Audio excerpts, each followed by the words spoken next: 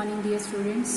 So today I will start my lecture 8 from the chapter journal, and in this lecture I will explain a numerical question from your book T.S. Grewal, and this is the first question which I will explain today. So for this I'll take a numerical question from your book T.S. Grewal.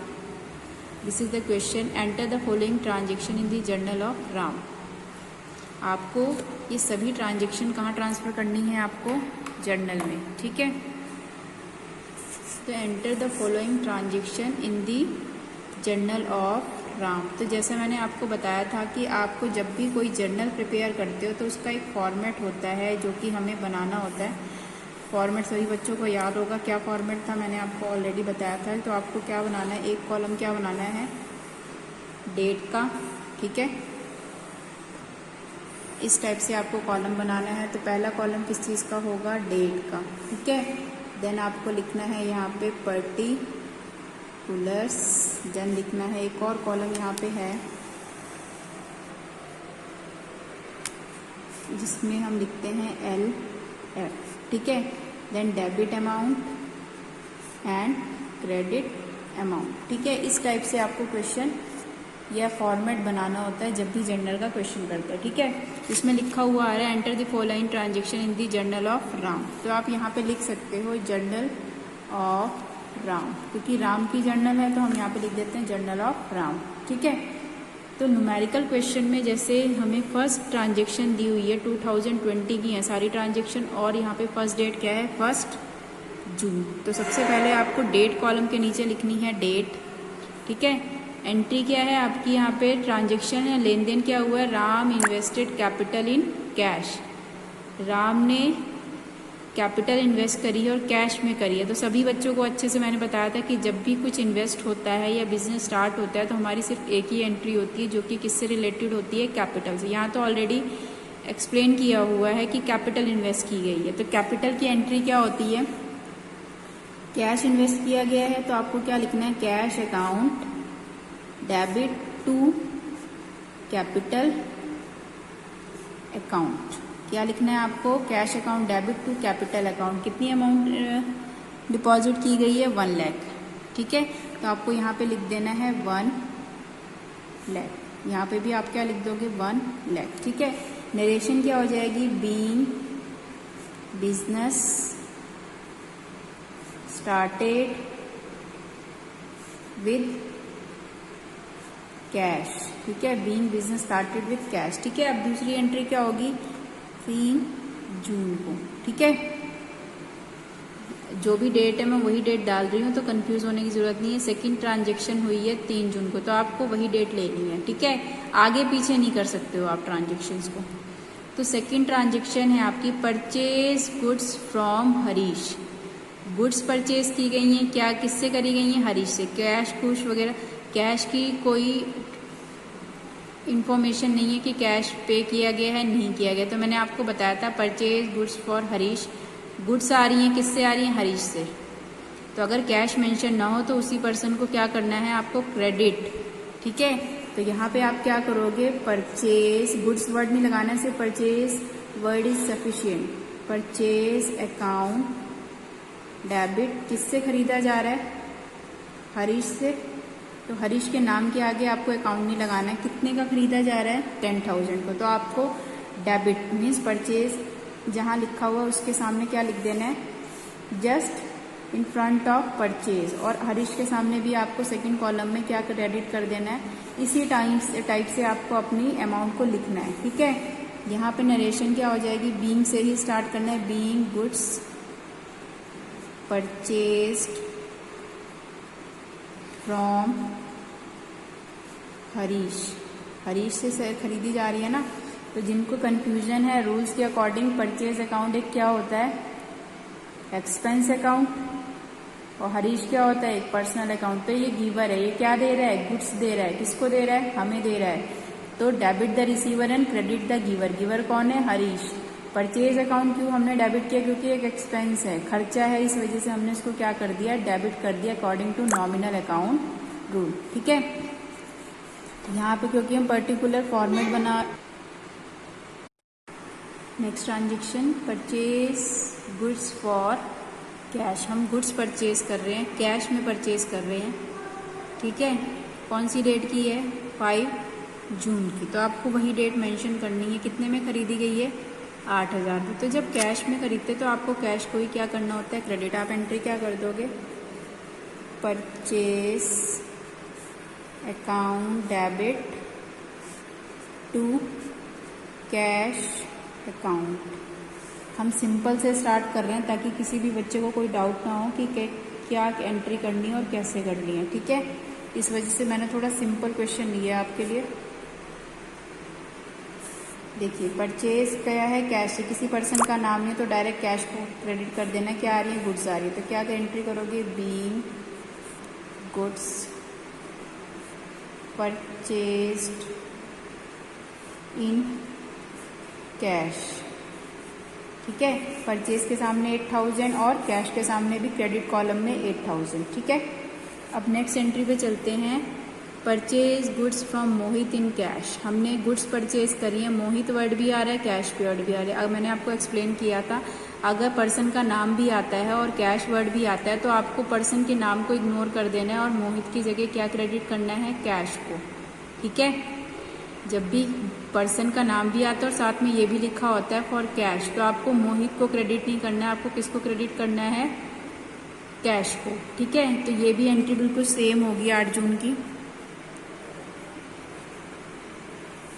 क्या करोगे आप? यहाँ पे भी हम purchase कर रहे हैं, purchase account debit to cash, ठीक है। अकाउंट वर्ड लगा देना है। कितने का खरीदा है हमने? यहाँ पे हमने खरीदा है 7,000 का, तो आपको दोनों ही कॉलम में क्या लिख देना है? 7,000। नरेशन क्या हो जाएगी? Being goods purchased in cash from Mohit, ठीक है। Being goods purchase in cash from Mohit. तो ये आपकी एंट्री हो जाएगी। यहाँ पे चेंज सिर्फ आया कि हमने मोहित को भी ले लिया नरेशन में, ठीक है। बाकी कुछ भी चेंज नहीं आया। तो सिंपल सी टर्म है, अगर किसी पर्सन का नाम आ जाता है कैश में तो आपको उस पर्सन को नहीं लिखना है, आपको कैश को ही लिखना है, ठीक है। नेक्स्ट ट्रांजेक्शन है 10 जून की। क्या ट्रांजेक्शन है? Sold goods to Kailash on credit. Credit का मीनिंग होता है उधार। सामान बेचा है कैलाश को, उधार में बेचा है। तो कैलाश रिसीव कर रहा है और क्या जा रहा है? गुड्स जा रही है, ठीक है। तो आप जो भी रिसीवर है उसको हमेशा ही डेबिट करना है according to the personal account rule, क्योंकि कैलाश रिसीवर है और क्या जा रही है हमारे पास से? गुड्स। तो आप इसकी एंट्री क्या करोगे? कैलाश को क्या करना है? कैलाश डेबिट कर लेना है, अकाउंट वर्ड नहीं लगाना है। क्या जा रहा है कैलाश के पास से? सोल्ड गुड्स नहीं लिखोगे, परचेज लिखते हैं या फिर लिखते हैं सेल्स अकाउंट, ठीक है। तो गुड्स जा रही है, क्रेडिट जा रही है, तो कैश का कहीं नामो निशान नहीं है यहाँ पे। तो आपको एंट्री करनी है कैलाश को डेबिट कर देना है टू सेल्स। विद कितनी अमाउंट आपको करनी है यहाँ पे? 2,000। 2,000 से आपको ट्रांजेक्शन कर देनी है। तो आपकी एंट्री क्या हो जाएगी? Being goods sold to Kailash, ठीक है। क्या एंट्री हो जाएगी? Being goods sold to Kailash. Kailash को 2,000 की गुड्स सेल करी गई हैं और यहाँ पे क्रेडिट कर दो, यहाँ पे भी डेबिट कर दो। 10 जून को हमने ऑलरेडी एंट्री लिख ली है, ठीक है। अब नेक्स्ट ट्रांजेक्शन है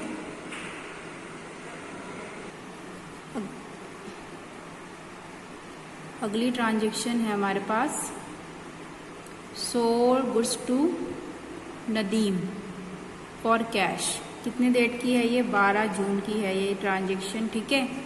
तो 12 जून को सोल्ड गुड्स टू नदीम। अब यहाँ पे नदीम को सेल की जा रही है लेकिन कैश में। तो जब भी कैश वर्ड आ जाए और पर्सन का नाम भी आ जाए उसको इग्नोर करो।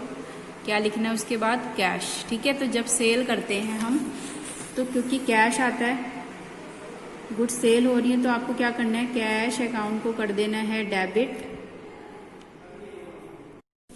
कैश अकाउंट को कर देना है डेबिट टू सेल्स अकाउंट। कितने का सेल किया गया है हमने? कितना सेल किया है नदीम को? नदीम को हुआ है सेल 1,500 का, ठीक है।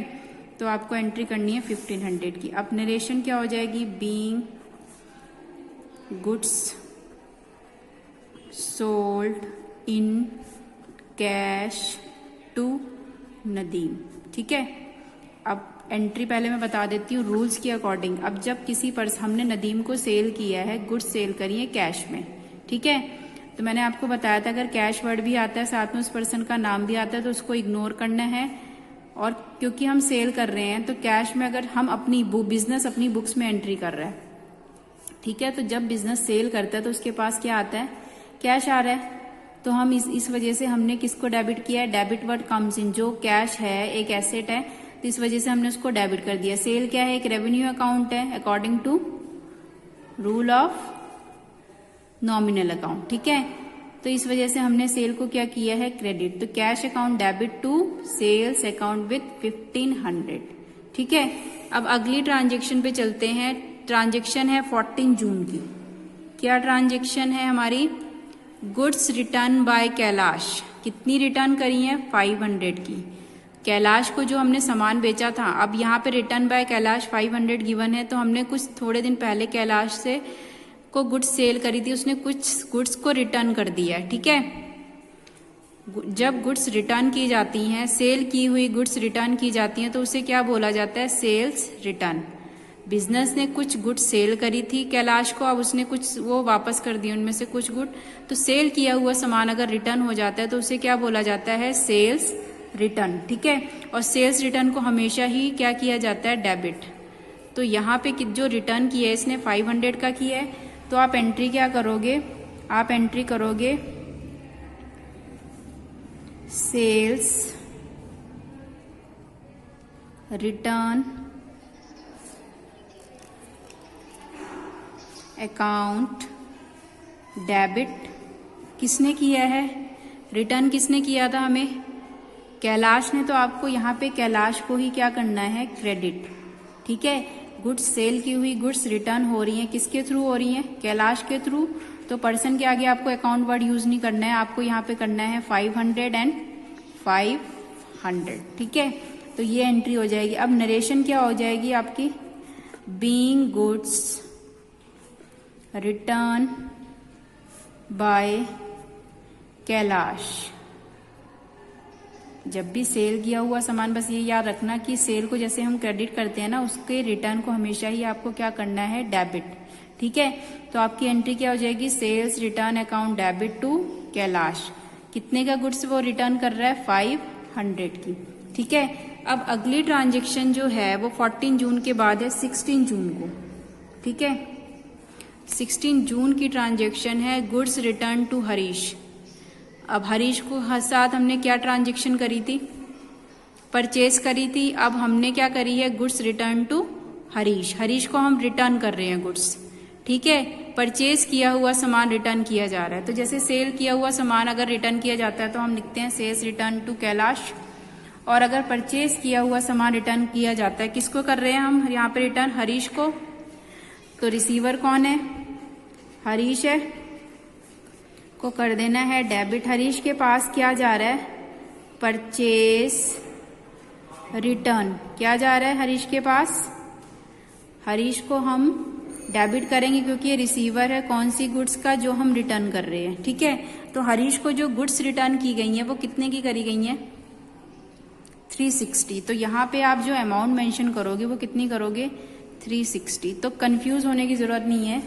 तो जब भी आपको सेल किया हुआ सामान रिटर्न करता है कोई, ठीक है, तो आपको उसको क्या करना है, सेल्स रिटर्न अकाउंट को डेबिट कर देना है और जिस भी पर्सन से आता है उसको क्रेडिट कर देना है। ठीक है, उसी तरह अगर हमने जिससे परचेज किया था उसको कुछ सामान अगर हम रिटर्न कर देते हैं तो हम जो भी रिसीवर होता है, यहाँ पे रिसीवर हरीश है, हरीश को कर दो डेबिट। और क्या जा रहा है हरीश के पास, परचेज रिटर्न, मीन्स रिटर्न किया हुआ सामान। तो हमें इसे परचेज नहीं लिखना, हमें रिटर्न वर्ड भी यूज करना है साथ में। उसी तरह सेल्स नहीं लिखना है, हमें रिटर्न वर्ड भी यूज करना है क्योंकि एंट्री चेंज हो गई है, गुड्स सेल्स की नहीं है, रिटर्न की है। ठीक है, अब नरेशन क्या होगी आपकी यहाँ पे, बीइंग गुड्स रिटर्न टू, किसको करी है, हरीश को। ठीक है, ये नरेशन हो जाएगी। क्लियर, चलिए अब आगे चलते हैं। आगे हमारी एंट्री है machinery purchased from Sohan. Sohan से मशीनरी परचेज किया गया। अब इस एंट्री में ध्यान से देखना, सोहन वर्ड का नाम है लेकिन कहीं कैश की कोई भी कैश को शो ही नहीं किया गया है कहीं कि कैश में हुआ या नहीं हुआ। तो सोहन वर्ड दिया हुआ है, खाली मशीन आ रही है। किससे आ रही है? सोहन से। कौन सी डेट की ट्रांजेक्शन है हमारी? 18 जून की। तो देखिए यहाँ पे मशीनरी परचेज कर रहे हैं तो एक एसेट से रिलेटेड है, तो आपको एंट्री क्या करनी है? मशीनरी अकाउंट को क्या कर देना है? डेबिट। ठीक है, किससे आ रही है हमारी मशीनरी? सोहन से। कुछ कैश पे ही नहीं हुआ है इस मशीनरी के लिए। और कितने थाउजेंड की है ये मशीनरी? 8000 की। तो आपको यहाँ पे क्रेडिट और डेबिट कॉलम में क्या लिखना है? 8000। ये दोनों ही इक्वल नहीं रहेंगे, हमेशा ही अप एंड डाउन में आपको लिखना है, जैसे हम अपनी एंट्री को करते हैं जनरलाइज। ठीक है, तो मशीनरी आ रही है इस वजह से डेबिट और मशीनरी एक कौन सी अकाउंट है? Real account. और डेबिट वर्ड कम्स इन, जो भी आ रहा है उसको डेबिट कर दो। ठीक है, टू किससे आ रहा है?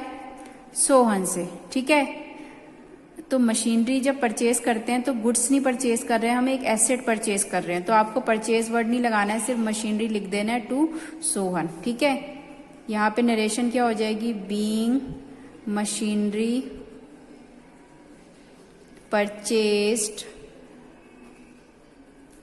फ्रॉम सोहन। अब और आपकी एंट्री तब तक कंप्लीट नहीं होती जब तक आप उसे नरेट नहीं करते हैं, नरेशन नहीं देते। तो बीइंग वर्ड से ही आपको नरेशन देनी है। ठीक है, अब अगली एंट्री पे चलते हैं। अगली एंट्री है हमारी 19 जून की। Paid to Harish on account. On account का मीनिंग ये है हरीश को जितना बैलेंस था, हरीश के साथ हमने कौन सी ट्रांजेक्शन करी थी? ये paid to Harish on account. उसका जो भी अकाउंट था उसको हमने 5000 दे दिए। ठीक है, तो यहाँ पे एंट्री क्या हो जाएगी? 19 जून की एंट्री है हमारी। तो सिंपल एंट्री है, कंफ्यूज नहीं होना है। पेड टू हरीश, हरीश को पे किया गया है। कितना पे किया गया है? 5000। ठीक है, तो हरीश रिसीव कर रहा है अमाउंट। ठीक है, तो हरीश को कर दो डेबिट। ठीक है, क्या जा रहा है हरीश के पास? कैश जा रहा है। कैश अकाउंट को कर दो क्रेडिट। कितना जा रहा है? हम कितना पे कर रहे हैं उसे? 5000। यहाँ पे भी आपको 5000 ये लिखना क्या है आपको? Being cash paid to Harish. ठीक है, ऑन हरीश लिख दो, सफिशियंट है इतना, आप जितना लिख रहे हो। तो हरीश क्योंकि हम पे कर रहे हैं, उसका जो भी बैलेंस था या जो भी पेमेंट करनी थी थोड़ी बहुत अमाउंट की, तो हमने हरीश को कर दिया डेबिट क्योंकि पे कर रहे हैं। क्या जा रहा है उसके पास? कैश। कैश के सामने 5000 आप लिख दोगे। ठीक है, अब अगली ट्रांजेक्शन है 19 जून के बाद 25 की। ठीक है,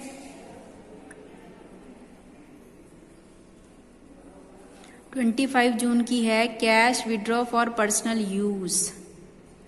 पर्सनल यूज मैंने आपको बताया था, जब भी कैश विड्रॉ होगा पर्सनल यूज के लिए तो उसको क्या मानना है? ड्राइंग। जब भी वर्ड आ जाए ये वाला, सभी बच्चे ध्यान से देखेंगे, जब भी आपका कैश विड्रॉ लिखा हुआ आ रहा है और साथ में लिखा हुआ आ रहा है पर्सनल यूज, तो आप ये मान के चलोगे एंट्री ड्राइंग की है, जिसमें हम जब भी कोई ऑनर पर्सनल यूज के लिए सामान निकालता है या गुड्स निकालता है या कैश निकालता है तो वो ड्राइंग की एंट्री होती है। ठीक है, तो आपको एंट्री करनी क्या है? यहाँ पे लिखना है ड्राइंग अकाउंट डेबिट टू, क्या लिखना है यहाँ पे? क्या निकाल रहे हैं? Cash account. तो जब भी पर्सनल यूज के लिए कुछ भी पैसा निकाला जाता है तो आपको एंट्री क्या करनी है? Drawing account debit to cash account. ठीक है, अब कितना पैसा निकाला गया है? निकाला गया है पैसा 5000। 5000 आपका यहाँ पे पैसा निकाला गया है। ठीक है, तो आप ये एंट्री कर दोगे। नरेशन क्या होगी? बीइंग विड्रू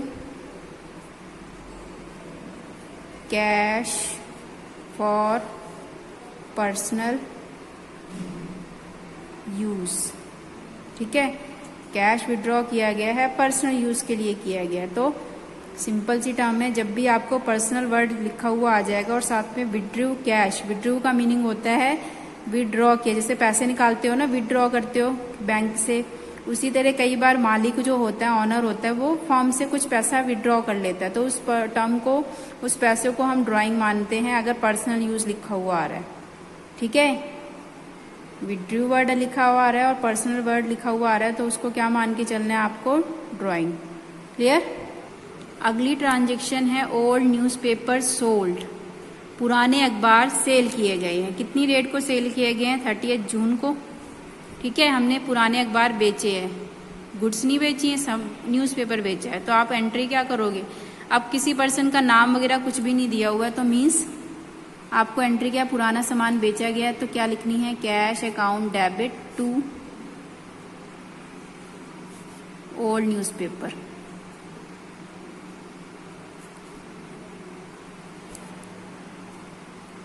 ठीक है, कितने की बेचा गया है? 200 का। तो यहाँ पे आप एंट्री कर दोगे 200 यहाँ पे और 200 यहाँ पे। ठीक है, उसके बाद है एक और एंट्री आपकी 30 जून की। क्या एंट्री है? Receive loan from Mohan and deposited in bank. एक लोन रिसीव हुआ है, किससे? मोहन से। ठीक है, एंड डिपॉजिटेड इन बैंक। 30 जून को हमने एक लोन रिसीव किया। ठीक है, किससे किया? मोहन से, और उसे बैंक में डिपॉजिट कर दिया।